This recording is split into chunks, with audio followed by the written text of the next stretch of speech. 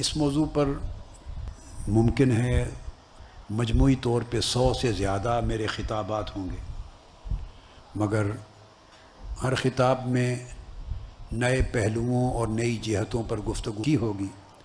آپ کے پاس وہ کتابی صورت میں بھی ہیں اور کیسٹس کی صورت میں بھی ہیں۔ آج کچھ نئی چیزیں جیسے اگر ذہن میں جیسے جیسے آئیں گی وہ آپ کے سامنے رکھنا چاہتا ہوں۔ آقا علیہ الصلوۃ والسلام کے اس سفر معراج کے 3 مرحلے ہیں۔ یہ بات معروف ہے، علماء بیان کرتے ہیں اور آپ ہمیشہ سے سنتے ہیں۔ اس سفر کے 3 مرحلے ہیں۔ ایک مرحلہ مسجد حرام سے مسجد اقصیٰ تک کا ہے، جیسے فرمایا گیا اعوذ باللہ من الشیطان الرجیم سبحان الذی اسری بعبدہ لیلا من المسجد الحرام الی المسجد الاقصیٰ۔ پاک ہے وہ ذات جو لے گئی اپنے مقرب برگزیدہ محبوب بندے کو مسجد حرام سے مسجد اقصیٰ تک رات کی ایک تھوڑی سی کڑی میں۔ یہ پہلا مرحلہ ہے۔ دوسرا مرحلہ، یہ مرحلہ قرآن مجید میں صراحت کے ساتھ مذکور ہے۔ اس کا انکار کرنا کفر ہے۔ معراج نبوی صلی اللہ علیہ وسلم کے اس حصے کا انکار بولیے کفر ہے، نص صریح سے ثابت ہے۔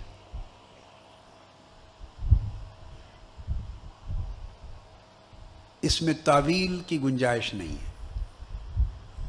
دوسرا حصہ مسجد اقصیٰ سے فوق السماوات، آسمانوں سے اوپر سدرۃ المنتہا تک، عرش تک، پھر اس سے اوپر، اس کو فوق السماوات کہہ دیتے ہیں، یا الی سدرۃ المنتہا الی العرش المعلی۔ تو مسجد اقصیٰ سے آسمانی کائنات اور بالائی کائنات کی آخری منزل تک، یہ احادیث صحیحہ سے ثابت ہے، احادیث صحیحہ سے ثابت ہے۔ اور ان احادیث صحیحہ میں اور روایات میں اتنی کثرت ہے، کثرت طرق ہے کہ وہ حد تواتر کو پہنچتی، معنوی طور پر حد تواتر کو پہنچتی ہیں۔ اس دوسرے حصے کا انکار کرنا اعتقادی فسق ہے، گمراہی ہے۔ آدمی کافر تو نہیں ہوتا مگر گمراہ کہلاتا ہے۔ کیا؟ گمراہ کہلاتا ہے، اعتقادی طور پہ فاسق ہو جاتا ہے۔ یہ دلال ہے، گمراہی ہے۔ پھر فوق السماوات کا جو مرحلہ ہے، پہلے حصے کو مسجد حرام یعنی مکہ معظمہ سے بیت المقدس مسجد اقصیٰ تک کا جو پہلا مرحلہ، اس کو اسراء کہتے ہیں۔ اس لیے قرآن مجید نے لفظ اسراء استعمال کیا۔ جو دوسرا مرحلہ ہے مسجد اقصیٰ سے جب آقا علیہ السلام اوپر تشریف لے جاتے ہیں،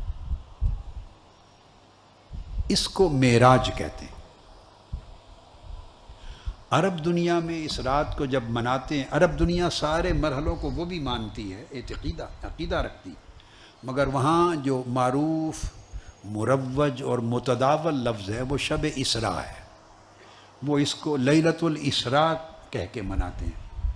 ہمارے ہاں پاکستان، انڈیا، بنگلہ دیش اور علاوہ اس کے گرد و نواح کے خطوں میں اس کو لیلۃ المعراج کہتے ہیں، شب معراج۔ ہمارے ہاں یہ لفظ زیادہ معروف ہے، عرب دنیا میں قرآنی لفظ ہے لیلۃ الاسراء، اس لفظ کا استعمال اور رواج زیادہ ہے۔ پھر سدرۃ المنتہا سے آگے،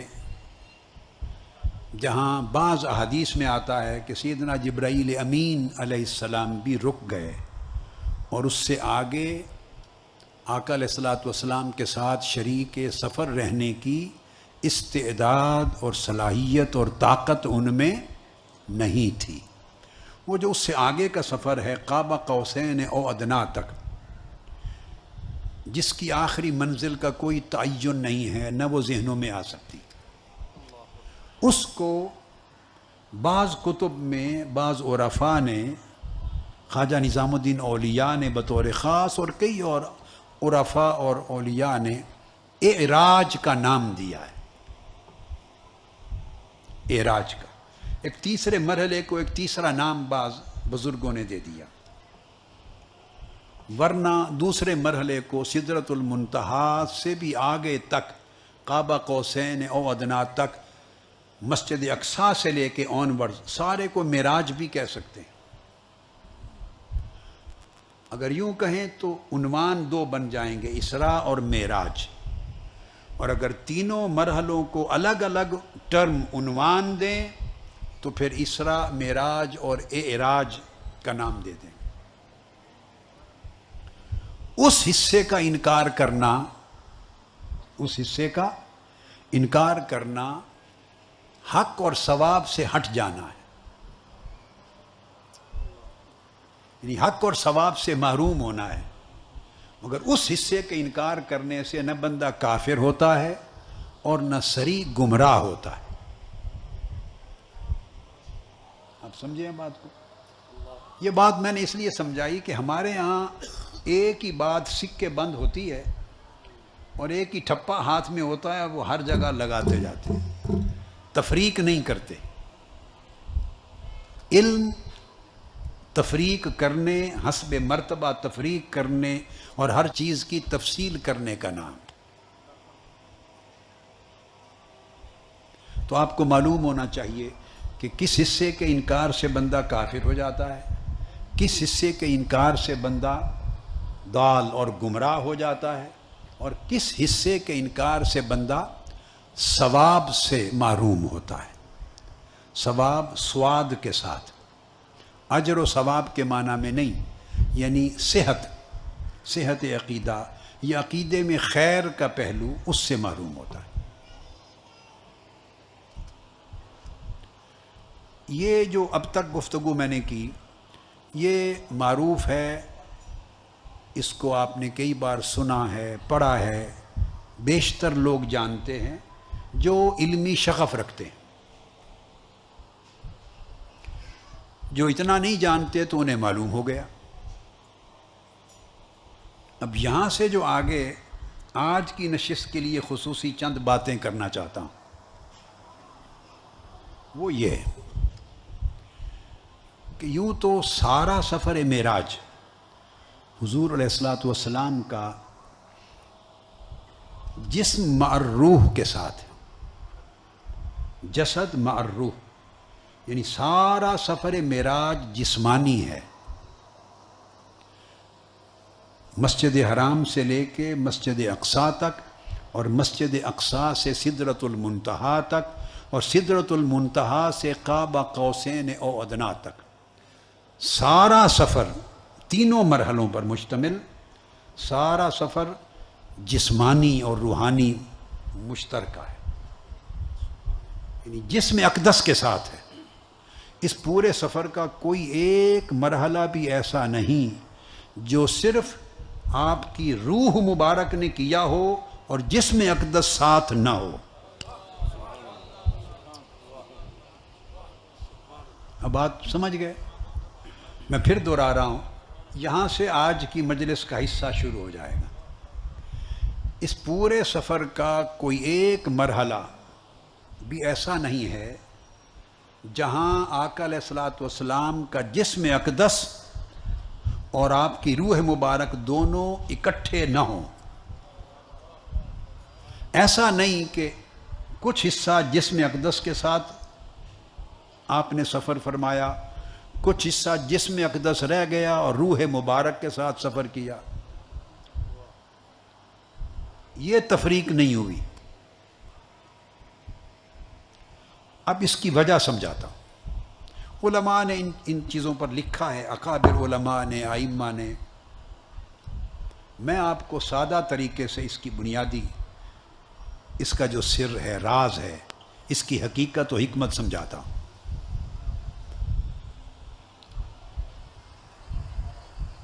میں یہ پہلی دلیل سمجھانا چاہتا ہوں کہ آپ سارے سفر کو کچھ حصہ جسم کے ساتھ اور کچھ حصہ روح کے ساتھ اس طور پہ تقسیم نہیں کر سکتے، تقسیم نہیں کر سکتے۔ یا سارا سفر جسم کے ساتھ ماننا ہوگا، یا سارا سفر بغیر جسم کے صرف روحانی طور پر روح کا ماننا ہوگا۔ اکٹھا نہیں چلا سکتے کہ اتنی جگہ سے، اب یہ میں نے کہا یہ آج کی نشست کا حصہ ہے جو نیا ہوگا، جو اس انداز سے پہلے بیان نہیں کیا ہوگا۔ تھیم تو کبھی بدلتا نہیں ہے، ایک ہی ہوتا ہے، مگر یہ چیزیں نئے طریقے سے آپ کو سمجھ میں آئیں گی۔ میں دہرا رہا ہوں کہ آپ اس سفر کو کچھ معراج اور آپ کا اسراء مع الجسد فقط، اور کچھ حصہ سفر مع الروح فقط، بلا جسد، بغیر جسم کے، اس طرح اس سفر کے حصے اور ٹکڑے نہیں کر سکتے۔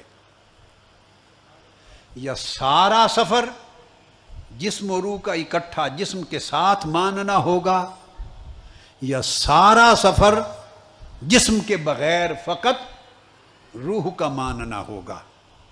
بین بین کی صورت ممکن نہیں۔ کوئی یوں کہہ سکتا ہے کہ کیا حرج ہے کہ مسجد حرام سے مسجد اقصی تک کہ سفر کو جسم سے مان لیں اور اوپر کا حصہ صرف روح کا مان لیں۔ کوئی یہ کہہ سکتا ہے، اور ہم بھی اس کو بات سمجھنے سمجھانے کی غرض سے ایک لمحے کے لیے اپنے پاس رکھتے ہیں اور اس پر غور کرتے ہیں۔ اگر کوئی کہے کہ صرف روح کے ساتھ ہوا ہے، کوئی کہے کہ یہ معراج فقط روحانی ہے، تو یہ بات یاد رکھ لیں، روحانی معراج سے مراد، جو لوگ ایسا کہتے ہیں وہ منامی معراج ہوتا ہے، خواب کی معراج۔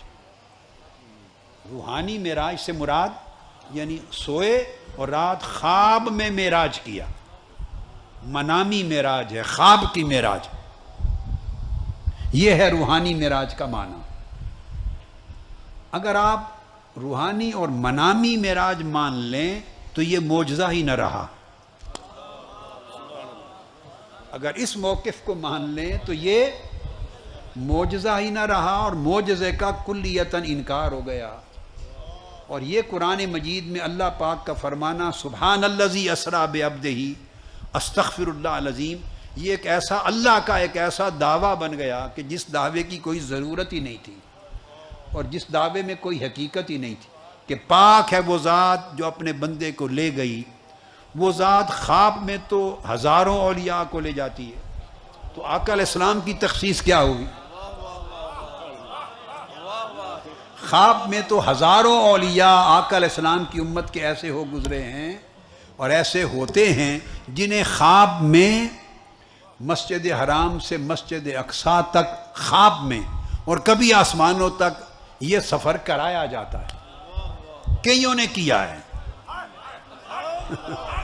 کئی اللہ کے کئی اولیاء نے یہ سفر کیا ہے، اور اگر وہ خواب ہی کا سفر ہے تو پھر تو آقا علیہ السلام کی تخصیص نہ رہی، اور تخصیص جب نہ رہی تو معجزہ نہ رہا، جب معجزہ نہ رہا تو اللہ کا کلام غیر ضروری بن گیا اور دعویٰ بغیر بنیاد کے بن گیا۔ تو یہ نہ قرآن میں اس کا ورود ریلیونٹ رہا، نہ سورہ النجم والنجم اذا ہوا سے آگے وہ کوئی 16-17 آیتوں کا کوئی ریلیونس نہ رہا آقا علیہ السلام کی ذات سے۔ وہ الگ بات ہے، اس بحث میں نہیں پڑھتے کہ اس سے مراد جبرائیل امین کو لینا ہے، ما زاغ البصر وما طغی، یہ اللہ پاک کو لینا ہے۔ ثم دنا فتدلی سے مراد آقا علیہ السلام کو اور اللہ کی ذات کو لینا ہے، یا آقا علیہ السلام کو اور جبرائیل امین کی ذات کو لینا ہے۔ فتدلی سے مراد کس کو لینا ہے؟ فکان قاب قوسین او ادنا سے مراد کس کو لینا ہے؟ بحث تو یہی ہوتی ہے نا علماء میں کہ اس جگہ اس لفظ سے کا اشارہ اللہ رب العزت کی طرف ہے یا اس کا اشارہ سیدنا جبرائیل علیہ السلام کی طرف ہے. بھائی اللہ کی طرف ہو یا جبرائیل امین کی طرف ہو، اگر سب کچھ خواب میں ہوا ہے تو یہ معجزہ ہی نہیں ہے. خواب آتے رہتے ہیں. خواب عام مومنین مسلمانوں کو بھی آتے ہیں اور صالحین کو اس سے بہتر صادق خواب آتے ہیں، سچے. پھر اولیاء کو ان سے اچھے سچے خواب آتے ہیں. پھر اولیاء کاملین کو، صادقین کو، مقربین کو، صدیقین کو اور سچے خواب آتے ہیں. اور سچے خوابوں میں اولیاء کو اللہ کی زیارت بھی ہوتی ہے، جبرائیل امین کی زیارت بھی ہوتی ہے، وہ جبرائیل امین کے ساتھ سفر بھی کرتے ہیں، وہ مسجد اقصیٰ بھی جاتے ہیں، وہ آسمانوں پر بھی جاتے ہیں، وہ جنتوں میں بھی جاتے ہیں. اولیاء خواب میں ہر جگہ جاتے ہیں. اب اگر اس کو منامی اور روحانی معراج لے لیں تو یہ تو معجزہ کا انکار ہو گیا. یہ تو معجزہ کا ہی انکار ہو گیا. اور اللہ پاک جو اس طرح فرما رہے ہیں سبحان الذی، پاک ہے وہ ذات. کوئی بڑا کام ہو تو تب اللہ اس بات کو سبحان الذی سے شروع کرتا ہے. آپ بھی سبحان اللہ کہتے ہیں نا. ایک عام بات ہو، مثلا یہ اگر میں پانی پی لوں تو آپ سبحان اللہ کہیں گے؟ ہر کوئی پانی پیتا ہے، اس میں سبحان اللہ کی کون سی بات ہے؟ آپ سمجھ گئے. اگر کوئی کھانا کھا لے تو سبحان اللہ کی کون سی بات؟ کسی کو نیند آ جائے، اس میں خواب آ جائے تو سبحان اللہ کی کون سی بات ہے؟ جو مطابق عادت ہو اس پہ سبحان اللہ نہیں کہا جاتا. جو زندگی کے عام طور طریقوں اور عادتوں کے مطابق ہو اس پر آدمی سبحان اللہ نہیں کہتا. سبحان اللہ اس پر کہتے ہیں جس بات پر تعجب ہو، جو عادت کے خلاف ہو. انسانی طاقت، عادت، صلاحیت، استعداد، قوت اس کو عام طور پہ نہ پہنچ سکتی ہو. کوئی انوکھا اور نرالا کام ہو جو کوئی اور نہ کر سکتا ہو اور کوئی کر دکھائے، اس پر انسان ایسے کلمات تحسین بولتا ہے سبحان اللہ. قاری صاحب بھی جب تلاوت کرتے ہیں تو جب وہ بڑے خاص انداز میں اوپر جاتے ہیں تو تب لوگ سبحان اللہ کہتے ہیں. جب تک روٹین میں کوئی پڑھ رہا ہوتا ہے تو اس پہ تعجب کے، تحسین کے خاص کلمات وارد نہیں ہوتے. یہ ہے سبحان الذی اسریٰ بعبدہ، پاک ہے وہ ذات. اور پاک کس سے؟ شک و شبہ اور اعتراض سے پاک ہے. ہر قسم کی کمزوری اور نقص سے پاک ہے. جو چیز تم سوچ نہیں سکتے وہ اللہ نے اپنے محبوب کے لیے کر دکھائی. تو فرمایا پاک ہے وہ ذات سبحان اللہ. تو پہلی بات تو یہ ہوئی کہ اگر اس کو منامی اور روحانی لے لیں، منامی لے لیں، سمجھ رہے، تو پھر تو معجزہ نہیں، پھر تو معجزہ نہیں. اب سیکنڈ سٹیپ لیتا ہوں، آگے ایک قدم آگے بڑھتے ہیں. For the sake of discussion, ایسے بحث کے لیے، بات کو سمجھنے سمجھانے کے لیے ایک دوسرا اینگل سمجھتے لے لیتے ہیں کہ کوئی یہ کہے جبکہ یہ بات کسی نے کہی نہیں. یہ بھی بتا دوں، ایک امکان لے رہا ہوں، پاسبلٹی، جبکہ اس امکان اور پاسبلٹی کو کسی نے، علماء اور ائمہ میں سے کسی نے نہیں لیا. مگر کیا فرق پڑتا ہے، یعنی جس کے جی میں جو آئے وہ اگل مار دیتا ہے، تو چلو اس کو بھی انٹرٹین کر لیتے ہیں. کوئی کہے کہ خواب تو نہیں تھا مگر جسم بھی نہیں گیا، فقط روح گئی، تو یہ بے عقلی کی بات ہے. اس لیے کہ ایسا کہنے والا گویا یہ کہنا چاہتا ہے کہ ایک وقت اس رات ایسا آیا کہ جسم اقدس آرام فرما تھا اور جسم سے روح نکل گئی تھی.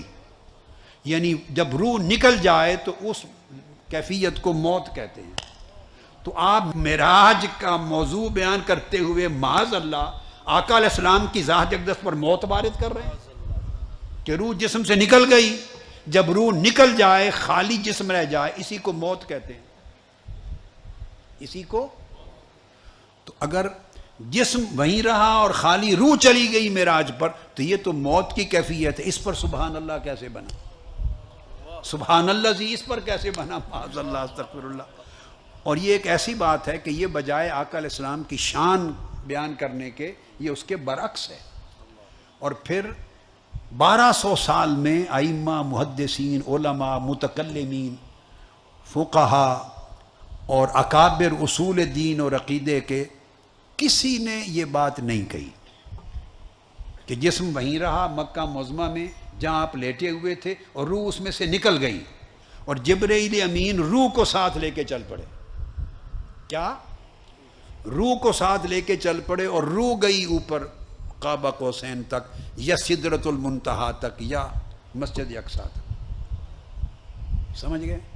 تو یہ نامعقول بات ہوگی اور نہ یہ عقل میں آنے والی ہے نہ نقل میں آنے والی ہے، یہ سراسر غلط، بے بنیاد اور نادانی کی بات ہوگی۔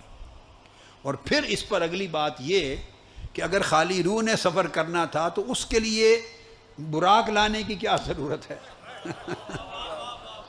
اگر روح نے سفر کرنا ہو تو گھوڑے لائے جاتے ہیں روح کے لیے؟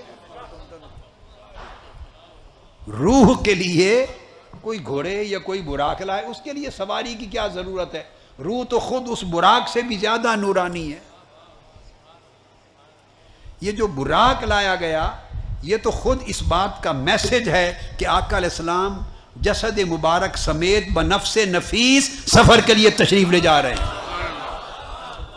یہ جو براق کا ذکر آیا ہے وہ خود ایک میسج ہے کہ یہ سفر نہ خواب کا تھا نہ خالی روح کا تھا، جس میں پاک کے ساتھ سوار ہوئے جیسے سواری کی جاتی ہے۔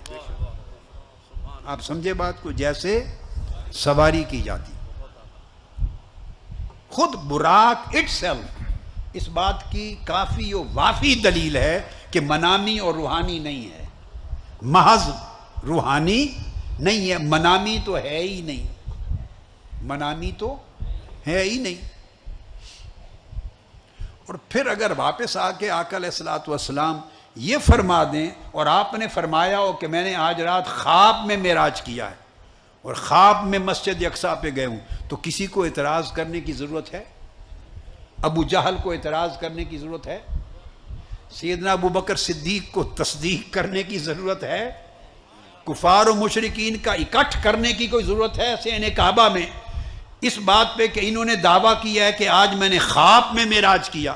تو اکٹھ کس چیز کا؟ ہر کوئی خواب میں کر سکتا ہے، کسی کا معراج یہاں تک، کسی کا یہاں تک، کسی کا وہاں تک، ہر کسی کی اپنی صلاحیت ہے۔ تو اس پر تو اعتراض ہی نہیں بنتا، انکار بھی نہیں بنتا، تصدیق بھی نہیں بنتی، تکذیب بھی نہیں بنتی۔ اور پھر احادیث میں آتا ہے کہ وہ اکٹھے ہو کر آقا علیہ السلام سے سوال کرنے لگے کہ بتائیں مسجد اقصیٰ میں کیا ہے، راستے میں کیا دیکھا؟ اگر کسی نے خواب دیکھا ہو تو خواب بتائے تو کوئی اس عمارت کی کڑیاں بھی پوچھتا ہے، اس سے اس کی کھڑکیاں بھی پوچھتا ہے۔ خواب دیکھا ہو تو اس کی کوئی تفصیلات اور علامات بھی پوچھتا ہے۔ اب بھلے سفر میں بھی کوئی پوچھتا ہے کہ کسی کافرے کو دیکھا، کیا ہوا کیا نہیں ہوا۔ خواب اگر کوئی بتا دے میں نے خواب دیکھا ہے تو اس سے کوئی سوال کرنا بنتا ہی نہیں ہے۔ اس سے ثابت ہوا کہ آقا علیہ السلام نے بھی صبح جب بیان کیا تو خواب کر کے بیان نہیں فرمایا تھا، ایک کھری جیتے جاگتے معراج کی حقیقت کو بیان کیا تھا۔ تب ہی تو ایک زلزلہ بپا ہو گیا کفار میں کہ یہ کیسی بات کر دی، ایک ہی رات میں یہ وہاں سے یہاں کیسے ہو کے آ گئے؟ تو خواب میں تو ہوتا رہتا ہے۔ تو یہ تو پہلی بات کی نفی ہو گئی، ٹھیک ہے۔ اب دوسری بات جو میں نے شروع کی تھی تو میں نے کہا کہ رک جاتے ہیں، پہلے اس حصے کو تھوڑا دیکھ لیں۔ اب دوسری بات لیتے ہیں، وہ امکان اگر کوئی کہے جو میں نے کہا یہ بھی معقول نہیں ہے اور منقول بھی نہیں ہے، کوئی یہ کہے کہ مکہ معظمہ سے بیت المقدس مسجد اقصیٰ تک تو جسم کے ساتھ ہوا، تو وہاں مسجد اقصیٰ کے بعد باقی معراج روحانی ہے، روح کا ہے، جسم کا نہیں۔ اب اس پریپوزیشن کو لے لیتے ہیں۔ اگر کوئی یہ کہے تو اس پر سوال بنتا ہے، اس سے پوچھا جائے گا کہ اگر مسجد اقصیٰ تک آپ نے مانا کہ جسم کے ساتھ گئے، اوپر روح کے ساتھ گئے، تو جسم کہاں چھوڑ گئے؟ حرم کعبہ میں چھوڑ گئے یا ادھر فلسطین میں رہ گیا جسم اقدس؟ تو یہ بات غیر معقول ہے اور غیر منقول۔ یعنی آپ اگر تقسیم کریں گے تو کیا بنے گا؟ مسجد اقصیٰ تک جسم کے ساتھ گئے تو وہاں کیا ہوا کہ پھر وہاں سے روح اقدس نکال لی گئی، جسم وہیں چھوڑ دیا گیا۔ اگر کہیں کہ جسم ادھر ہی رہا تو پھر تو مسجد اقصیٰ تک بھی جسم کے ساتھ نہیں گئے، اور اگر کہیں وہاں تک جسم کے ساتھ گئے اوپر روح کے ساتھ تو جسم پھر وہاں کہاں چھوڑا؟ روح کب پلٹی، پھر جسم میں کب آئی، اور اس عرصے میں جسم زندہ رہا یا وفات پا گئے؟ سارے سوال جو مکہ معظمہ میں قیام کے دوران وارد ہونے تھے وہ سارے القدس میں وارد ہو گئے۔ آپ بات سمجھے؟ آپ نے وہاں لے جا کر پھر جسم اور روح کو جدا کر دیا، تو جسم اقدس کا کیا بنا، روح اقدس کا کیا بنا؟ تو اوپر روح اقدس کو لے جانے کی ضرورت کیا تھی اگر جسم نہیں جا رہا؟ تو جسم اقدس وہاں رہا یا وہاں سے براق پر واپس آ گیا؟ وہ براق پر واپس آ گیا تو روح مبارک کس چیز پر گئی؟ اگر براق روح لے گئی اوپر تو جسم واپس کیسے آیا؟ آپ بات کو سمجھیں۔ لہذا اگر آپ اس مفروضے کو بنا لیں تو اس میں بھی کوئی جان، عقل اور شعور اور دلیل نہیں ہے۔ تو میں نے عرض کیا نہ یہ جواز ہے کہ منامی خواب میں ہوا، نہ اس امر کا جواز ہے کہ جسم وہیں رہا، جسم اقدس اور خالی روح معراج پر گئی، اس کا بھی کوئی جواز نہیں، اور نہ اس امر کا جواز ہے کہ آدھا سفر جسم و روح کا اکٹھا ہوا اور وہاں جسم اقدس رہ گیا اور روح مبارک اوپر چلی گئی۔ ان تینوں امکانات میں سے کوئی امکان قابل قبول نہیں بنتا۔ یہاں تک سمجھ گئے آپ؟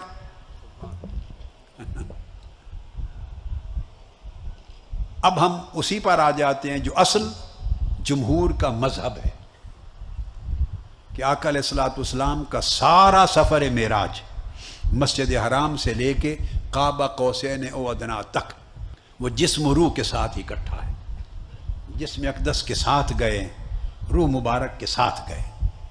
اب ایک سوال پیدا ہو سکتا ہے کہ براق لانے کی کیا ضرورت تھی؟ براق لانے کی کیا ضرورت ہے؟ تو اس کے جواب میں ایک بات پہلے سمجھا چکا ہوں اشارتاً، اس کو ریپیٹ کرتا ہوں۔ ایک ضرورت تو یہ تھی یہی ثابت کرنے کے لیے کہ آقا علیہ السلام کا معراج، اسراء اور معراج جسم و روح کے ساتھ اکٹھا ہو رہا ہے۔ سواری اس بات کی دلیل ہے کہ کوئی سوار ہو کر جا رہا ہے، یہ نہیں کہ خالی خواب میں یا روح کے ساتھ اوپر سفر کر رہے ہیں۔ براق اس لیے لایا کہ ثابت ہو کہ جسمانی معراج ہو رہا ہے، جسمانی معراج ہو رہا ہے۔ اسباب کئی ہیں، میں صرف اسی ایک نقطے پر اگر بات شروع کر لوں تو پھر ہماری ساری رات اسی ایک نقطے پر گزر جائے گی کہ براق کیوں لایا گیا۔ ساری رات اسی ایک، ہر چیز آگے پیچھے چھوڑ دیں گے تو ایک رات صرف اس ایک حکمت کے بیان کے لیے بھی کافی نہیں ہے۔ اس میں درجنوں حکمتیں اور توجیحات آتی چلی جائیں گی۔ میں نہیں جانا چاہتا، تھوڑا تھوڑا کر کے اکثر چیزوں کو، ساری تو نہیں کہتا، اکثر ضروری چیزوں کو تھوڑا تھوڑا کر کے کور کرنا چاہتا ہوں۔ تو دوسری حکمت بیان کرتا ہوں کہ براق کیوں لایا گیا۔ اس لیے کہ اس دنیا سے سفر فرما رہے، اس دنیا سے سفر شروع ہو رہا ہے تو اسباب، یہ دنیا عالم اسباب ہے، اور ہر کوئی جو اس دنیا میں سفر کرتا ہے سواری پر سفر کرتا ہے۔ لہٰذا اس دنیا کا جو عالم اسباب کا جو طور طریقہ ہے اس کو قائم رکھنے کے لیے، تاکہ دنیا کو پتہ ہو کہ اسباب کے ساتھ سفر کیا۔ آقا علیہ السلام کو اگر معراج سفر ہی آسمانوں سے ہوتا تو شاید براق نہ لایا جاتا۔ سفر چونکہ اس دنیا عالم اسباب سے ہوا ہے، اور ہر کوئی جب سفر کرتا ہے تو سواری پہ سفر کرتا ہے، سفر کرتا ہے تو سواری پہ سفر کرتا۔ اس لیے سواری لائی گئی تاکہ آقا علیہ السلام کے سفر کی جو ہیئت ہے، سفر کی جو شکل ہے، وہ عالم اسباب کے طریقوں سے مطابقت کر جائے، عالم اسباب کے جو طور طریقے ہیں ان کے ساتھ موافقت ہو جائے، اور اسی سے ثابت ہو کہ واقعی جسمانی معراج ہوا۔ تو عالم اسباب میں جو اسباب، اور تیسری چیز یہ کہ امت کے لیے اور بڑے بڑے اولیاء کے لیے بھی یہ خاص بات، عوام سے متعلق یہ نکتہ نہیں، امت کے اولیاء کے لیے جو بغیر سواری کے سفر کر سکیں اپنی روحانی طاقت کی بنیاد پر، انہیں بھی یہ درس دے دیا جائے کہ بغیر سواری کے اڑتے پھرنے میں بلند رتبہ نہیں، سواری پر جانے میں رتبہ بلند ہے۔ یہ آقا علیہ السلام کی سنت ہے۔ تدبیر کو چھوڑنا بلند مقام نہیں ہے، تدبیر کی سنت کے مطابق چلنا یہ بلند رتبہ ہے، تاکہ جو روحانیت والے لوگ ہیں، اولیاء ہیں، صالحین ہیں، اللہ والے اور ایمان رکھنے والے مومنین، ایمان والے مسلمان، ان کو معلوم ہو جائے کہ تدبیروں کو اور اسباب کو چھوڑ کر پرواز کرنا اور چھوڑ پر آرزویں رکھنا، تدبیر و اسباب کو چھوڑ کر، یہ سنت محمدی کے خلاف ہے۔ آقا علیہ السلام سے بڑھ کر تدبیر اور سبب کے بغیر سفر کی طاقت اور کون رکھ سکتا ہے کائنات؟ آقا علیہ السلام سے بڑھ کر تدبیر اور سبب کے بغیر کوئی طاقت رکھ سکتا ہے؟ آپ سے بھی زیادہ یا آپ جتنی؟ کوئی نہیں۔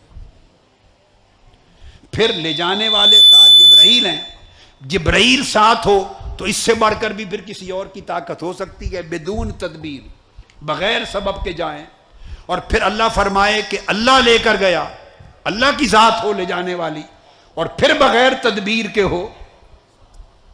اب بات کو سمجھیں، آقا علیہ السلام خود جانے والے ہوں، تدبیر کی حاجت ہے؟ تدبیر اور سبب کی محتاجی ہے؟ بولیے نہیں بھئی، اگر تدبیر اور سبب کی محتاجی ہوتی تو جب چاند ٹکڑے کیا تو وہاں کون سی تدبیر استعمال تھی؟ آقا علیہ السلام کو کون سی محتاجی ہے تدبیر اور سبب کی؟ اگر تدبیر اور سبب کے محتاج ہوتے تو جب ڈوبے سورج کو پلٹایا تو کون سے رسے باندھے ہوئے تھے پلٹانے کے لیے؟ کون سی تدبیر تھی؟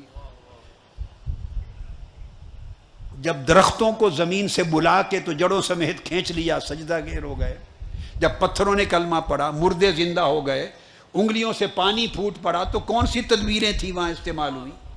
تو آقا علیہ السلام کے تو سینکڑوں معجزات بغیر تدبیر کے، بغیر تدبیر کے کر سکتے ہیں۔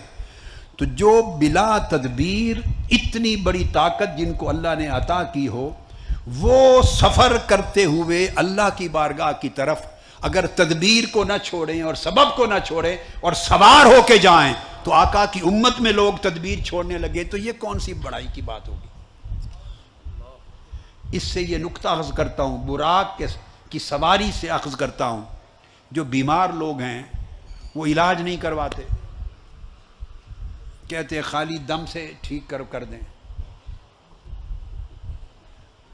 تو دم برکت کا عمل ہے، اس سے برکت ہوگی، مگر علاج کی تدبیر کو چھوڑنا نہیں چاہیے، یہ سنت کے خلاف ہے۔ میں براق سے اخذ کر رہا ہوں یہ نقطہ، آپ کو سمجھ آئی ہے؟ اپیرنٹلی کوئی سمجھے گا براق کا اور یہ علاج کا کیا تعلق ہے، نہیں، یہ تعلق آپ سمجھ گئے ہیں۔ بہت سے لوگ بے شمار معاملات میں تدبیر چھوڑ دیتے ہیں، جو سنت ہے وہ چھوڑ دیتے ہیں، اور تدبیر سے بالا چاہتے ہیں سب کچھ ہو جائے، یہ بھی ہو جائے، بچے بھی ہو جائیں، امتحان میں بھی پاس ہو جائیں، علاج بھی ہو جائے، شفا یابی بھی ہو جائے، کاروبار بھی شاندار، سارا کام تدبیر سے بالا چاہتے ہیں۔ یہ سنت نہیں ہے، سنت۔ اور جو کوئی آپ کو یہ راستہ دکھائے وہ ولی اللہ نہیں ہو سکتا۔ جو کوئی آپ کو ایسا راستہ دکھائے، دعویٰ کرے، وہ ولی اللہ اور صالح اور متبع سنت نہیں ہو سکتا۔ کمال اتباع سنت میں ہے۔ جو اتباع سنت میں جتنا بلند ہوتا چلا جائے گا، جتنا بلند ہوتا چلا جائے گا، اس کا مرتبہ ولایت اتنا اونچا ہوتا چلا جائے گا۔ تو تدبیر اور اسباب کو ترک کرنا سنت نہیں ہے، اسباب کو استعمال کرنا سنت ہے۔ استعمال کرنا۔ اب آپ کا ایک اور معجزہ آقا علیہ السلام کا سناتا ہوں، اس کی مثال کو سمجھانے اور تقویت دینے کے لیے اس پر آپ کی نگاہ نہیں گئی ہوگی، بیان بھی نہیں اکثر و بیشتر کبھی نہیں ہوا ہوگا، مگر اس پر آپ کو میں مرکوز کراتا ہوں آپ کی توجہ۔ آپ نے کثرت کے ساتھ سنا، کثرت کے ساتھ، کہ آقا علیہ السلام جب پانی ختم ہو گیا حدیبیہ میں تو نہیں تھا، تو 1500 صحابہ کے وضو اور غسل کے لیے پانی مہیا کر دیا، انگلیوں سے چشمے بہہ پڑے۔ اس طرح درجنوں مرتبہ یہ واقعات پیش آتے، درجنوں مرتبہ، جب صحابہ کرام کے لشکر 10-10 ہزار کا لشکر بھی اگر پیاسا ہوتا، وضو اور غسل کا پانی نہ ہوتا، تو آقا علیہ السلام اپنی مبارک انگلیوں سے چشمے پانی کے نکال کے ان کو سیراب کر دیتے۔ یہ تو سن رکھا ہے نا، بولیے سن رکھا ہے۔ اب اس میں تدبیر، اس میں بھی ایک تدبیر ہمیشہ آقا علیہ السلام نے استعمال فرمائی سنت کے لیے، اور وہ کیا؟ یہ دیکھیے، انگلیوں سے کبھی پانی پھوٹا؟ کبھی کسی کی انگلیوں سے پانی کا چشمہ پھوٹ سکتا ہے؟ موسیٰ علیہ السلام نے بھی جب اپنی امت کو، بنی اسرائیل کو پانی کے چشمے دینے تھے تو اپنی انگلیوں سے نہیں پھوڑے وہ چشمے، زمین میں عصا مارا، چونکہ چشمے زمین سے پھوٹا کرتے ہیں، چشمے زمین ہی سے پھوٹتے ہیں، پتھروں سے پھوٹتے ہیں، زمین سے پھوٹتے ہیں۔ وہ کام کیا جو ظاہراً ہوا کرتا ہے۔ معجزہ کیا تھا؟ وہ چشمہ نہیں تھا، آپ کا عصا لگا اور چشمہ پھوٹ پڑا، یہ معجزہ تھا۔ اور آقا علیہ السلام کا معجزہ موسیٰ علیہ السلام کے معجزہ سے 100 گنا زیادہ طاقتور تھا، 100 گنا زیادہ عظیم تھا۔ وہاں چشمے کا پھوٹنا معجزہ تھا، مگر زمین سے پھوٹنا عادت ہے۔ آقا علیہ السلام نے چشمے پھوڑے، مگر زمین سے نہیں، انگلیوں سے پھوڑے۔ انگلیوں سے کبھی چشمے نہیں نکلتے۔ یہ گوشت اور پوست کی انگلیاں ہیں، اس میں سے چشمے کیسے نکلیں؟ اب بات کو سمجھے۔ چشمہ موسیٰ علیہ السلام نے بھی جاری کیا، مگر وہاں سے جاری کیا جہاں سے جاری ہوتے ہیں، ٹھیک ہے، اس جگہ نہیں تھا، مگر ہوتے زمین سے ہی ہیں۔ مگر آقا علیہ السلام نے زمین سے چشمے جاری نہیں کیے، جب ضرورت پڑی اپنی انگلیوں سے جاری کر دیے۔ انسانی جسم سے کبھی چشمے نہیں نکلتے، انگلیوں سے کبھی چشمے نہیں پھوٹتے۔ یہ 100 گنا بڑا معجزہ تھا۔ اس میں بھی سنت تدبیر جاری رکھی، سنت تدبیر۔ آپ سوچ رہے ہوں گے وہ کیسے؟ سن لیں، ایسا آقا علیہ السلام نے کبھی نہیں کیا کہ جب پانی کی ضرورت صحابہ کرام کو پڑی تو ان کے سامنے ایسے ہوا میں انگلیاں کر دی، ہاتھ، اور انگلیوں سے سیدھے چشمے جاری فرما دی۔ ہوا اس طرح ہی ہے، مگر اس طریقے سے نہیں کیا۔ جب ضرورت پڑتی تو آپ فرماتے کوئی برتن لے آؤ، تھوڑا سا پانی لے آؤ، کوئی کوزہ لے آؤ، کوئی لوٹا جیسے لوگ استعمال کرتے ہیں، کوئی چھاگل لے آؤ، کوئی کوزہ لے آؤ، کوئی برتن منگواتے اس میں کچھ پانی ہے، فرماتے لے آؤ۔ عرض کرتے صحابہ کرام یا رسول اللہ ایک بوند بھی نہیں رہ گئی۔ مشکیزہ لے آؤ، یا رسول اللہ ایک بندے کا پینے کا بھی نہیں رہ گیا، خالی ہو گئی۔ فرمایا کوئی بات نہیں، لے آؤ۔ حتیٰ کہ کچھ نہ ہوتا تو فرماتے کہ پیالہ ہی لے آؤ۔ کوئی برتن منگواتے، اس برتن میں دست مبارک ہاتھ ڈالتے تاکہ ایک پردہ ہو جائے، تاکہ ایک پردہ ہو جائے، ہاتھ کو چھپا دیتے اور پھر چشمے جاری کر دیتے، پھر چشمے جاری کر دیتے۔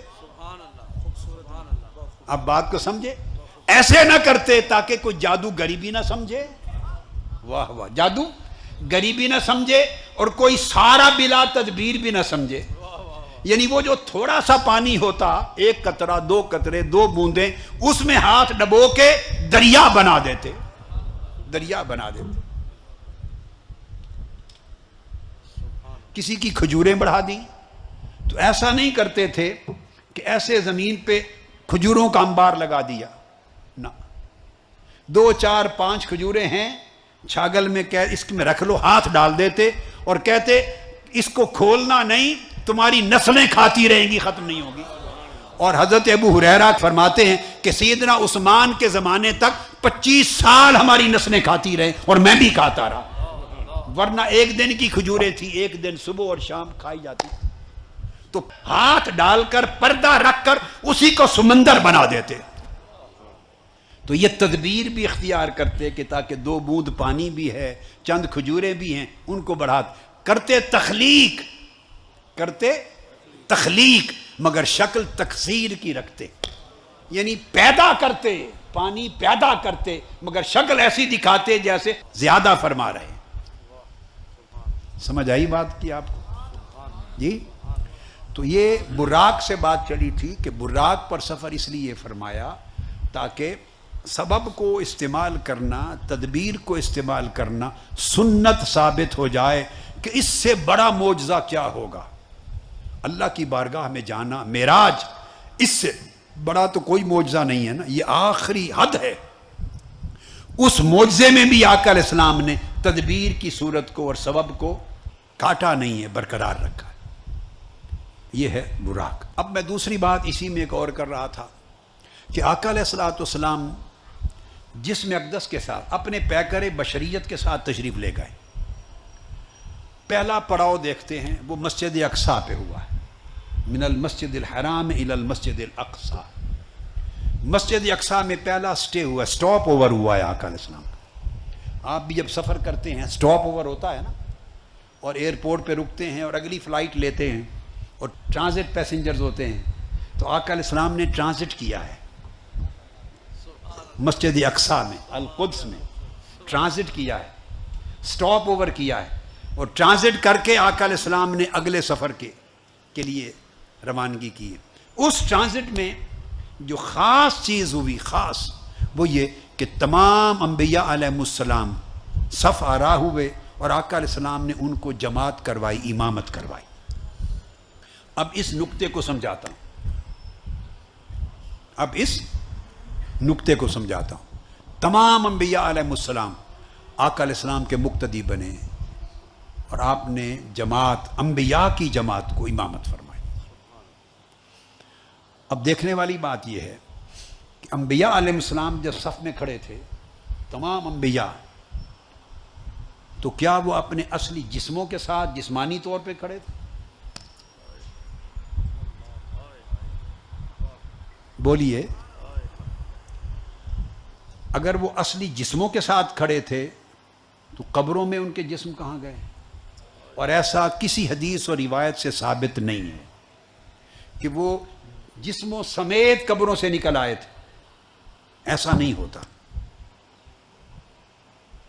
ایسا نہیں ہوتا کہ وہ اپنی اپنی قبور سے اپنی اصل اجساد مبارکہ کے ساتھ نکل آئے تھے اور بنفس نفیس اپنے مبارک اصلی جسموں کے ساتھ صفوں میں کھڑے تھے، آقا علیہ السلام کے پیچھے نماز پڑھی، ایسا نہیں، ایسا نہیں۔ ایک چیز تو بڑی کلیئر کر لیں، نہیں ہے۔ اب 2 امکان ہو سکتے ہیں، کتنے؟ ایک امکان یہ ہو سکتا ہے کہ فقط مقدس ارواح تھی ان کی اور وہ مقتدی تھی، یہ اور یہ حق ہے۔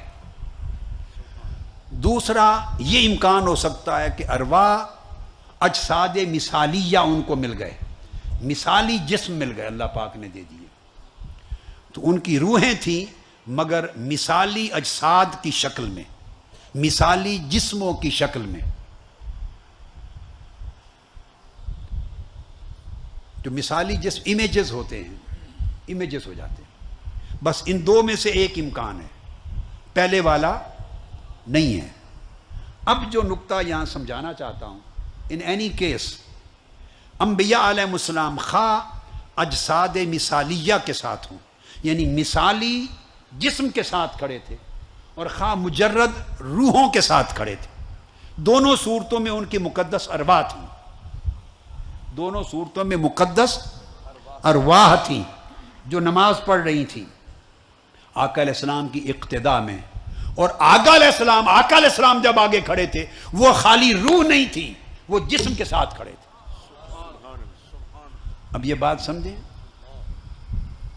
تو اس میں تو کوئی شک نہیں کہ انبیاء علیہ السلام سارے اپنی مقدس ارواح کے ساتھ، روحوں کے ساتھ کھڑے ہیں، ان کی ارواح انبیاء ہیں، اور ارواح انبیاء کی امامت جسد مصطفیٰ کروا رہے ہیں۔ آقا علیہ السلام کا جسم مبارک، آف کورس روح مبارک اندر ہے، جسم و روح اکٹھا ہے، جب ہم جسد مبارک کی بات کرتے ہیں تو روح سمیت ہے. انبیاء کی ارواح روحیں مقتدی اور امامت آقا علیہ السلام کے جسد مبارک کے ساتھ حضور فرما رہے ہیں. یہ بات آپ سمجھیں. اب امام مقتدیوں سے عرفہ اور اعلیٰ ہوتا ہے. امامت عرفیت اور افضلیت سے ہوتی ہے، اعلیٰ مقام ہوتا ہے. امامت آقا علیہ السلام جسم مبارک کے ساتھ فرما رہے ہیں. مقتدی انبیاء کی روحیں.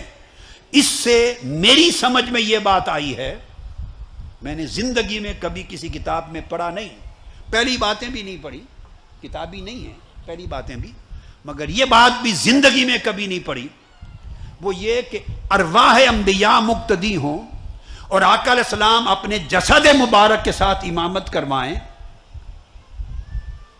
تو اس کا مطلب یہ ہوا کہ آقا علیہ السلام کا جسم بھی انبیاء کی روحوں سے افضل ہے. یہ بات کہنا چاہتا ہوں. میری سمجھ میں یہ بات آئی ہے جو میں نے اخذ کیا ہے اللہ کی توفیق سے کہ آقا علیہ السلام کی بشریت بھی، پیکر بشری جسم مبارک بھی انبیاء کی روحوں سے افضل اور عرفہ والا ہے اور زیادہ منور ہے. اور ان ادر ورڈز، دوسرے لفظوں میں یوں کہوں گا کہ آقا علیہ السلام کا جسم اطہر بھی انبیاء کی روحوں سے زیادہ لطیف ہے. جسم اطہر یعنی آپ کا پیکر بشری بھی انبیاء کی مقدس روحوں سے زیادہ لطیف ہے. اس لیے انبیاء کی مقدس ارواح مقتدی ہیں اور آقا علیہ السلام اپنے جسم اقدس کے ساتھ امام ہیں. تو گویا اس سے ایک نکتہ اور جو میں اخذ کر پایا ہوں اور سمجھ پایا ہوں اللہ رب العزت کی توفیق سے، وہ یہ کہ اللہ رب العزت نے آقا علیہ السلام کے جسم اطہر کو، جو بشری پیکر ہے، جو پیکر بشریت ہے، جسم اطہر، اس کو اتنی نورانیت، اتنا نور دیا ہے جسم کو کہ وہ انبیاء کی روحوں کے نور سے بھی زیادہ طاقتور ہے. اور یاد رکھ لیں، روح خود نور ہوتی ہے. بولے، روح خود نور ہوتی ہے. روح مادی شے نہیں ہے، روح نور ہوتی ہے. اور پھر انبیاء کی روحیں نور علی نور، نوروں سے افضل نور انبیاء کی روحیں. اور انبیاء کی روحیں جو اعلیٰ درجے کا نور ہیں، ان کی امامت آقا علیہ السلام کا پیکر بشری کروائے، جس میں مبارک ان کی امامت کروائے، تو پتہ چلا کہ حضور کی بشریت بھی انبیاء کی نورانیت سے اعلیٰ ہے. اور آقا علیہ السلام کے جسم مبارک کو اتنی لطافت اور اتنی نورانیت حاصل ہے کہ جس کو انبیاء کی مقدس روحیں بھی اس تک نہیں پہنچ سکتی. اس لیے آقا علیہ السلام اس قابل ہوئے کہ جسد مبارک سے ان کی مقدس روحوں کو امامت کروا لیں، ان کی مقدس روحوں کو. اور یہ پھر دوسرا، یہ آپ کا مقام و مرتبہ بھی ہے، یہ آپ کا مقام و مرتبہ بھی ہے کہ اولین و آخرین تمام انبیاء اور رسول آقا علیہ السلام کی اقتداء میں اور امامت میں نماز پڑھیں. تو آقا علیہ السلام کا درجہ کیا. اس سے ایک چیز اور جو میری سمجھ میں آئی ہے وہ یہ کہ آقا علیہ السلام کا اس سے دیکھنا چاہیے، سمجھنا چاہیے کہ جو جسم اقدس ہے، پیکر بشریت ہے، اس کی حیت کیا ہے، اس کی حقیقت کیا ہے، جو انبیاء کی ارواح سے بھی بلند و بالا ہے. تو اس پیکر بشری کا اور جسم اطہر کا اپنا حال کیا ہے.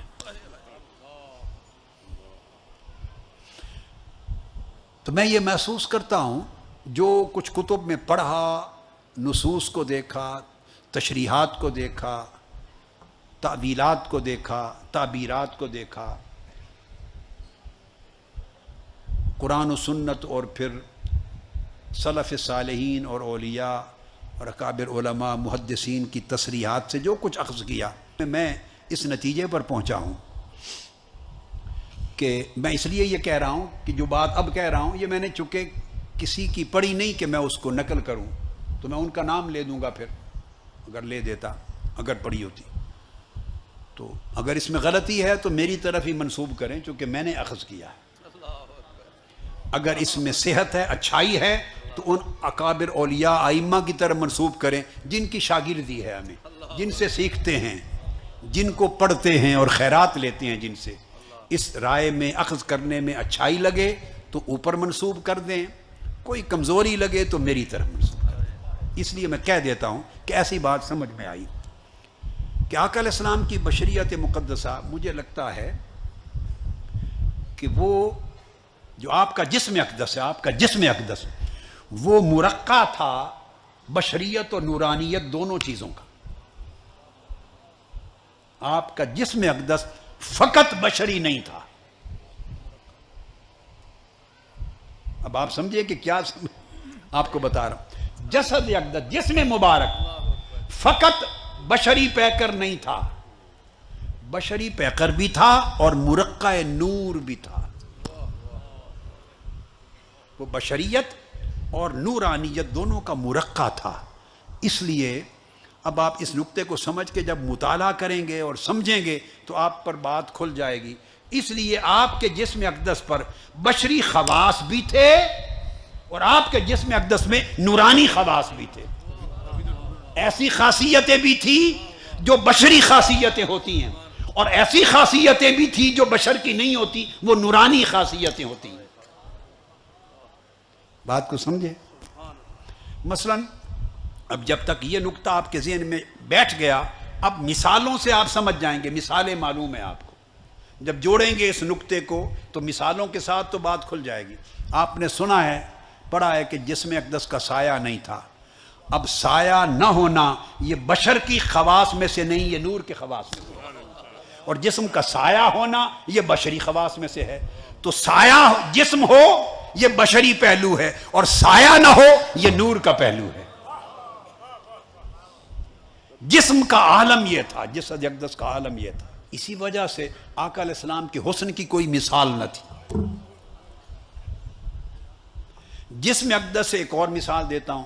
پسینہ نکلتا تھا، پسینہ آتا تھا، تو جسم پر پسینہ آئے یہ بشری خواص میں سے ہے کہ پسینے کا آنا بشری خواص میں سے ہے.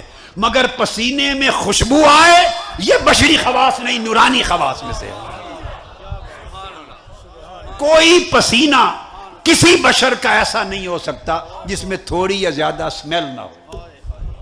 جب پسینہ آئے گا بھلے جسم میں ہو، بغل میں ہو، کہیں ہو یا کپڑوں پہ جائے تو اس میں اسمیل آئے گی، یہ بشری خواص ہے. تو پسینے کا آنا بشری حصہ تھا اور اس میں اسمیل کا نہ آنا بلکہ خوشبو آنا یہ نور کا حصہ تھا.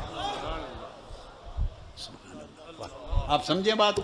کس طرح دو چیزیں جمع تھی، کس طرح دو چیزیں جمع تھی. اور جو خوشبو آتی پسینہ مبارک سے وہ خوشبو لگائے بغیر آتی.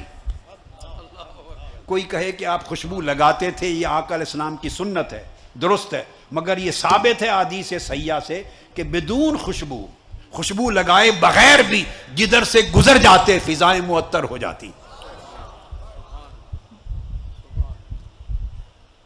ٹھیک ہے، یہ اس نقطے پر چونکہ پھر ارتکاز نہیں کر رہا، ورنہ پھر ساری رات اسی ایک نقطے پہ وضاحت کرنے لگے تو پتہ نہیں 2 راتیں گزر جائیں ایک نقطے پر. اس لیے ایسے ایک 2 مثالیں دے کے گزر رہا ہوں. اسی طرح ایک اور خاصیت بتاتا ہوں. سکریشنز آپ کے زبان دہن مبارک میں، منہ مبارک میں ہوتی جس سے لعاب دہن بنتا ہے، تھوک بنتا ہے، ہمارا تھوک بنتا ہے. تو آقا علیہ السلام کا بھی لعاب دہن بنتا. تو لعاب دہن کا بننا یہ بشری خواص میں سے ہے، مگر اس میں جراثیم کا نہ ہونا نور کے خواص میں سے ہے. لعاب دہن کا بننا بشری خواص میں سے ہے، مگر اس سے بیماروں کو شفا ہو جانا یہ نور کے خواص میں سے ہے. آپ کے اور میرے لعاب سے نہیں ہو سکتا، اس میں جرمز ہوں گے، بیکٹیریا ہوگا. تو بیکٹیریا کہاں چلے گئے؟ وہ نور میں گم ہو گئے. لعاب دہن بنا یہ بشری خواص ہے اور بیکٹیریا نہیں ہوئے، شفا آ گئی، یہ نور، عالم نور کے خواص میں سے. اس طرح بہت ساری بیسیوں مثالیں، بیسیوں آقا علیہ السلام کی سیرت طیبہ اور آپ کے فضائل میں موجود ہیں، معلوم ہو سکتی ہیں۔ بس میں چند ایک مثالیں دیتے ہوئے آگے بڑھا دیا بات۔ اس سے میں یہ سمجھ پایا ہوں کہ جسم اقدس، بشریت اور نورانیت، جسم اقدس ہی دونوں کا مرکب تھا۔ دیکھیے ایک چیز جو میں نے پہلے 80s کے زمانے کے خطابات میں کہی، 80 کی جو دہائی تھی اس کے خطابات میں ایک چیز آپ کو ملتی ہے، علماء سے بھی سنتے ہیں، کتابوں میں بھی آتا ہے کہ آقا علیہ السلام کی شانیں ہیں الگ الگ، بشریت کی بھی شان ہے، نورانیت کی بھی شان ہے، اور حقانیت کی بھی شان ہے۔ یہ سن رکھا ہے نا آپ نے؟ وہ الگ بات ہے، یہ جو آج کہہ رہا ہوں یہ الگ بات ہے۔ بشریت اقدس کی شان جسم اطہر سے متعلق، نورانیت کی شان آپ کے نور سے متعلق، حقانیت اور مظہریت کی شان آپ کی حقیقت سے متعلق۔ یہ سبجیکٹ الگ تھا جو پہلے کئی بار بیان کیا اور آپ عمر بھر سنتے رہے۔ آج میں وہ بات نہیں کہہ رہا ہوں، بالکل نئی بات کہہ رہا ہوں۔ وہ یہ کہہ رہا ہوں کہ دو شانیں بشریت اور نورانیت کی دونوں ہی آقا کی جسم اقدس میں جمع تھی، دونوں جسم اقدس میں جمع تھی۔ اب یہاں سے ایک اور چیز سمجھانا چاہ رہا ہوں، ایک نقطہ اور آگے بڑھتے ہیں۔ سوچئے اگر بشریت کی شان اور نورانیت کی شان دونوں آقا علیہ السلام کے جسم اطہر میں ہوں تو دونوں شانیں تو جسم میں آ گئیں، تو جب روح پر پہنچے تو عالم کیا ہوگا؟ اب بات کو سمجھے؟ ایک جسم ہے آقا علیہ السلام کا، جسم اطہر، اور جسم کی معراج کا یہ پہلا مرحلہ ہے جو ہم بیان کر رہے ہیں، مسجد حرام سے مسجد اقصی تک۔ اس میں سارا سفر رہا تو سارا سفر جسم اقدس کے ساتھ، جسم اقدس کے ساتھ۔ مگر یاد رکھ لیں کہ سفر کے تینوں مرحلوں میں ہر ایک مرحلہ آقا علیہ السلام کی ذات اقدس کے ایک ایک حصے کے لیے خاص تھا، تاکہ اس مرحلے میں اس حصے کو معراج پر پہنچایا جائے۔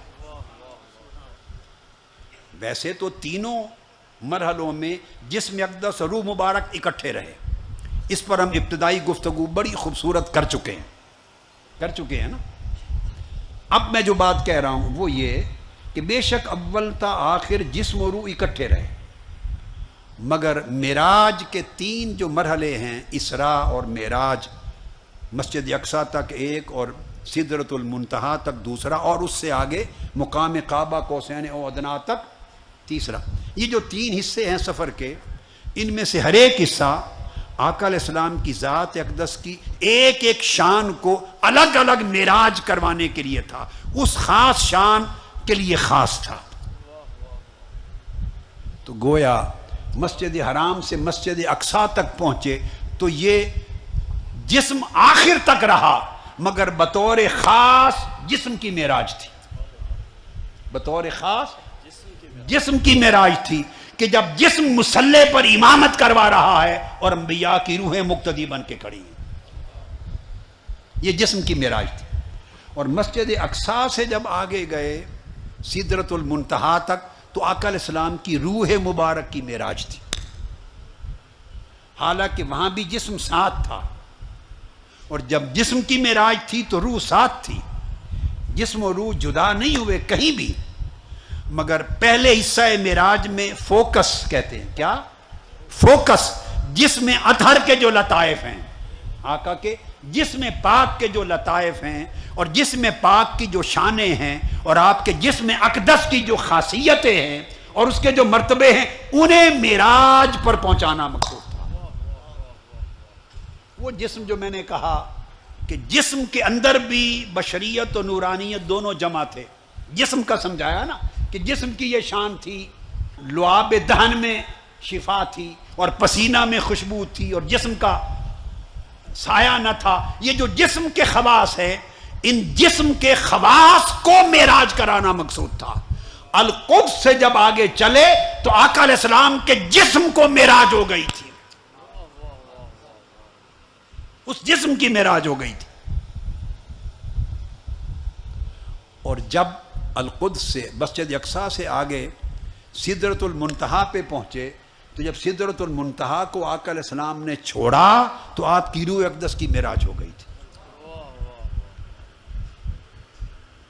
اب یہ جو مرتبے ہیں، بشریت کا مرتبہ، نورانیت کا مرتبہ، روحانیت کا مرتبہ، یہ جو انسان مراتب کو دیکھتا ہے، مختلف فرشتوں کا نورانیت کا مرتبہ ہے، انسانوں کا بشریت کا مرتبہ ہے، پھر اللہ والوں کی روحانیت کا مرتبہ ہے.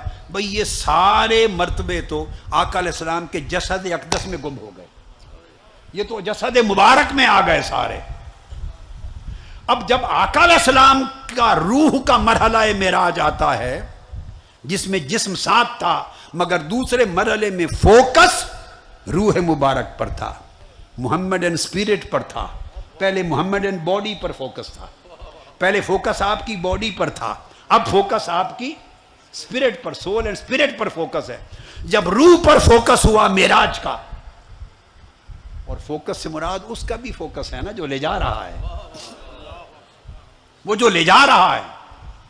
پہلے مرحلے میں فوکس اس چیز پر تھا کہ جسم کے لطائف اور مقامات کو معراج ہو جائے. دوسرے مرحلے میں فوکس روح محمدی پر تھا کہ اس روح محمدی کے لطائف کو معراج ہو جائے.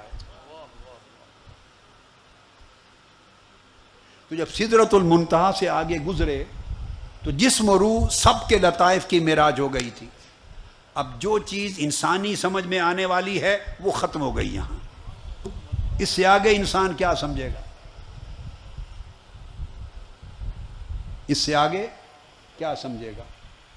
تو میں اس کو آپ کے لیے یوں سمجھاتا ہوں کہ پہلے مرحلے پر جسم کا معراج ہو رہا ہے، دوسرے مرحلے پر آپ کے قلب کا معراج ہو رہا ہے، قلب محمدی کا معراج ہو رہا ہے. اور قلب پر جو واردات ہوتی ہیں، دل پر جو واردات ہوتی ہیں ان کا معراج ہو رہا ہے، اور دل کے احوال کا معراج ہو رہا ہے، اور دل کے مقامات کا معراج ہو رہا ہے. اور جب سدرۃ المنتہا سے آگے بڑھے اور قاب قوسین او ادنیٰ تک گئے تو وہاں قلب، جسم و قلب کے معراج ہو چکے تھے. اب آقا علیہ السلام کی روح کا معراج شروع ہوا ہے، وہاں سے روح اقدس کا معراج شروع ہوا ہے. روح اقدس کا معراج شروع ہوا ہے. جسم جب معراج کی طرف جاتا ہے انسانی زندگی میں، جسم روحانی معراج کی طرف جاتا ہے جسم، تو کم کھاتا ہے جسم اور کم کھانے سے گزارا ہو جاتا ہے. یہ اس کی معراج کا سفر ہے. کم سوتا ہے، گزارا ہو جاتا ہے. جسم میں لطافت آنے لگتی ہے، جسم میں پاکیزگی آنے لگتی ہے، جسم کے شامانی حصے مغلوب اور کمزور ہونے لگتے ہیں. جو جسم کی طلبات ہیں، طلب ہے جسم کی جو ضروریات ہیں ان میں کمی آنے لگتی ہے اور جسم ان سے بے نیاز ہونے لگتا ہے، تھوڑا تھوڑا بے نیاز ہونے لگتا ہے. تو جب جسم ان چیزوں سے بے نیاز ہونے لگے اور ان کی محتاجی سے نکلنے لگے تو سمجھیں جسم اپنے روحانی معراج کی طرف جا رہا ہے.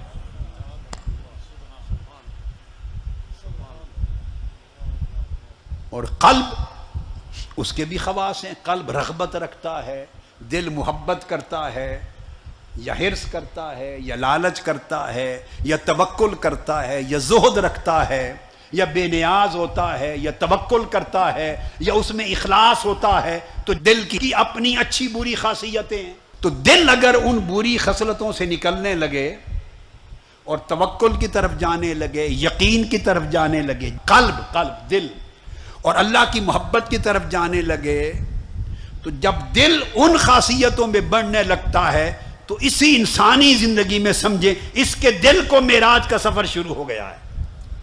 اس کے دل کا سفر معراج شروع ہو گیا ہے.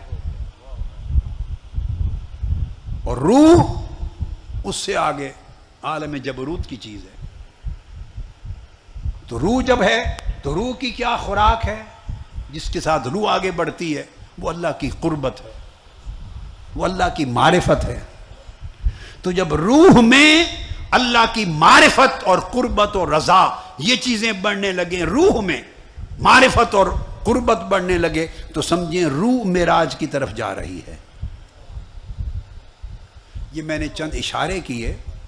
تو جیسے جیسے معراج کے مرحلے بدلتے گئے ویسے ویسے آقا علیہ السلام کی شخصیت اور آپ کی ذات اقدس کے ہر گوشے کے معراج اپنے کمال پہ پہنچتے گئے، اپنے کمال پہ پہنچتے گئے. اور جب قاب قوسین او ادنا کا مقام آیا اور اللہ رب العزت کے ساتھ، اب یہاں ایک بات سمجھنے والی،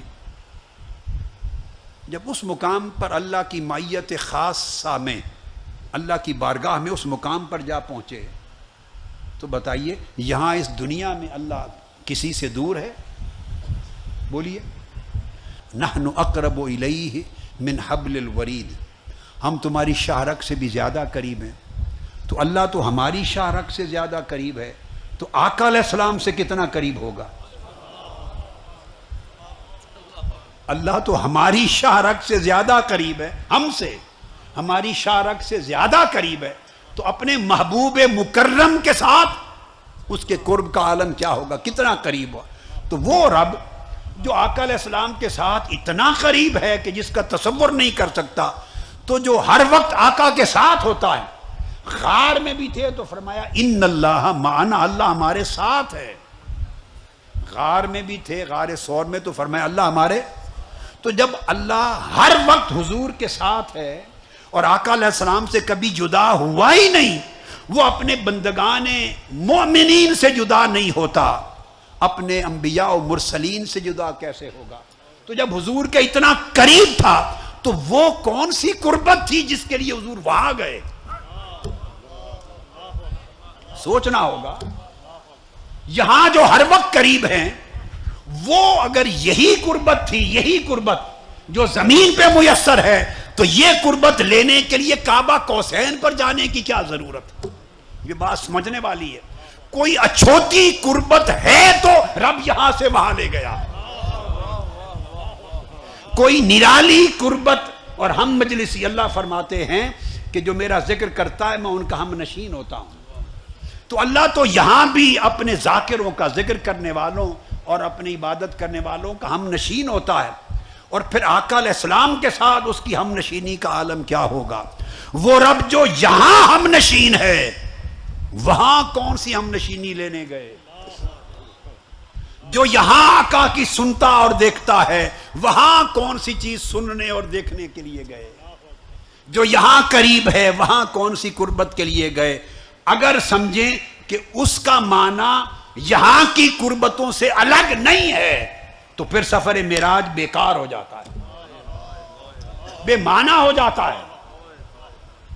اگر آپ میری بات سمجھیں، اگر جس نوعیت کی قربت معنوی، میں خاص بات کہہ رہا ہوں، قربت معنوی، معنن اللہ قریب ہے، جسمانی طور پہ تو نہیں ہے نا، جسم سے پاک ہے. قربت معنوی، معنوی ہم نشینی، معنوی اللہ کی ہم مجلسی، معنوی معیت، معنوی مدد، معنوی نصرت. یہ جو معنن اور روحانیتاً سب اللہ کی عنایات اس کے بندوں پر یہاں ہیں. اگر انہی عنایات کا معنی لینا ہے تو جبرائیل کو بھیج کے وہاں کون سی عنایات، وہاں کیا ضرورت کیا ہے؟ یہ ماننا ہوگا، اور اس کے بغیر کوئی چارہ ہی نہیں ہے کہ اگر قربت کے لیے گئے تو وہ قربت یہاں کی قربت سے کوئی جدا تھی، اس سے جدا تھی وہ قربت. اگر ہم نشینی کے لیے گئے تو وہ ہم نشینی اس دنیا کی ہم نشینی سے جدا تھی. اگر دیدار کے لیے گئے تو وہ اس دنیا کی قلبی رویت، دل کا جو دیدار کرنا، اس سے جدا تھا. اور اس کے ساتھ اس کے سامنے بیٹھ کر ہم کلام ہونے کے لیے گئے تو وہ کلام تو ہر روز قرآن کی صورت میں یہاں بھی کرتا تھا، اس ہم کلامی سے جدا تھی. اگر یہاں اور وہاں کو ایک جیسا بنا دینا ہے تو معراج بے مقصد ہو جاتی ہے، بے مقصد ہو جاتی ہے.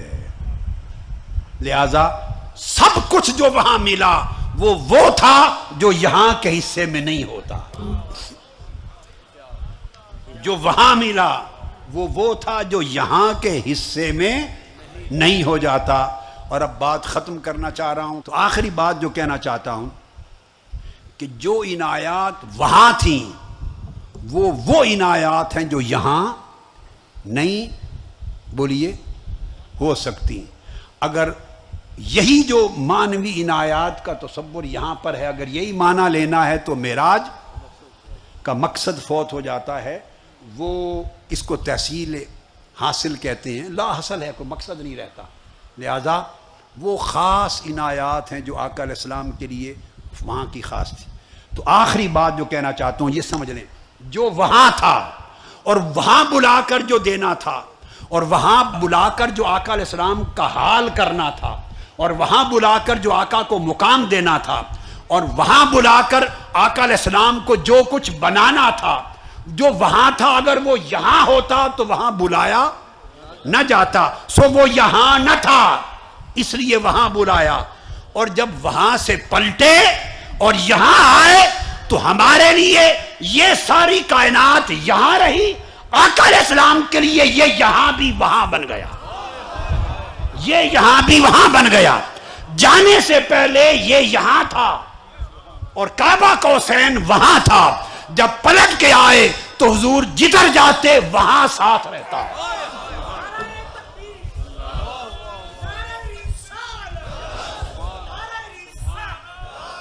واپس آنے کے بعد آقا علیہ السلام ایسا کچھ ہو گئے تھے کہ جہاں رہتے جہاں جاتے، پھر وہ یہاں نہ رہتے وہاں ساتھ رہتا، پھر وہ آخر وقت تک وہاں میں رہے.